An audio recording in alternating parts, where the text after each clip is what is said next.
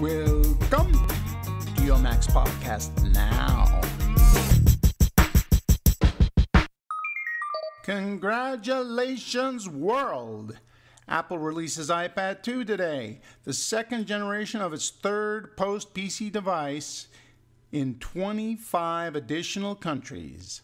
iPad 2 will be available at Apple retail stores and select Apple authorized resellers at 5 p.m. local time and online through the Apple Store beginning at 1 a.m.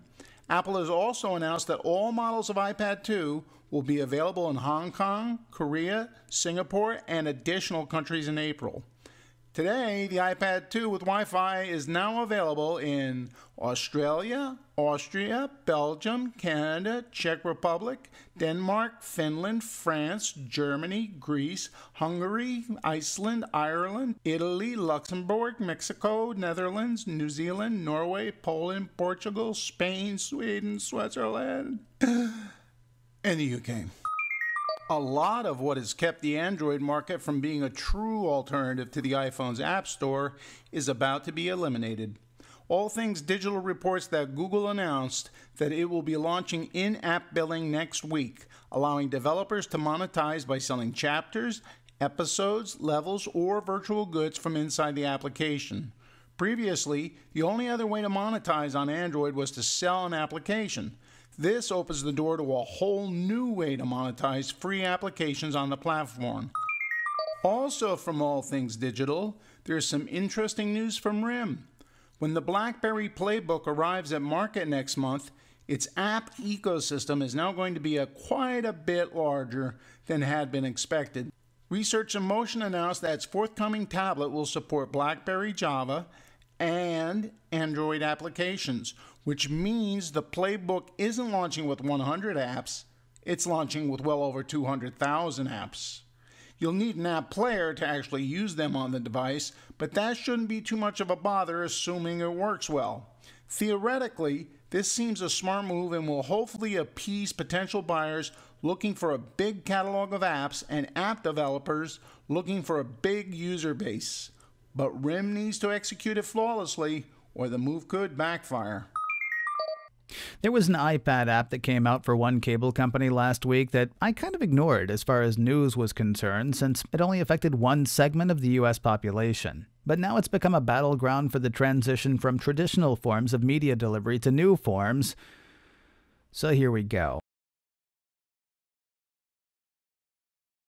Late last week, Time Warner Cable released an app for the iPad that lets subscribers stream live TV to Apple's tablet. And the caveats were significant. One had to be a Time Warner Cable television subscriber, had to be a Time Warner Cable internet subscriber, and could only use the service in the home over that Time Warner Cable internet connection. So basically, Time Warner Cable gave iPad owners using their cable television and their internet an extra portable TV they could carry from room to room, maybe to the patio depending on how good their wireless was. And it only covered a few channels. And that number was ratcheted down because it was such a popular app/service in the first few days that the company's infrastructure for the offering buckled. And none of that is what got my attention. What got my attention was a story from Silicon Alley Insider that says networks are secretly fuming over the Time Warner Cable offering. An unnamed industry source tells SAI that the cable and internet provider is receiving cease and desist letters from channels and networks over the application. Quoting the piece, the issue seems to be that the networks see iPad streaming as a different service than cable TV, and therefore want to control the rights and negotiate terms and possibly a fee for those rights. Even though the app, like a cable box, only works in your house. 10 years later, it's hip and cool to make fun of the catastrophic AOL-Time Warner merger, but it's stupid stuff like this that caused that merger to fail. Being overly protective of what some perceived as theirs flushed any potential synergies straight down the toilet and hampered the future of online media. Ironically, it was the Time Warner side that was guilty then. This time, Time Warner's on the let's go ahead and move forward side. It was also that fight the future mentality that let Apple and Netflix sneak in and steal the thunder of big traditional media. Way to learn nothing.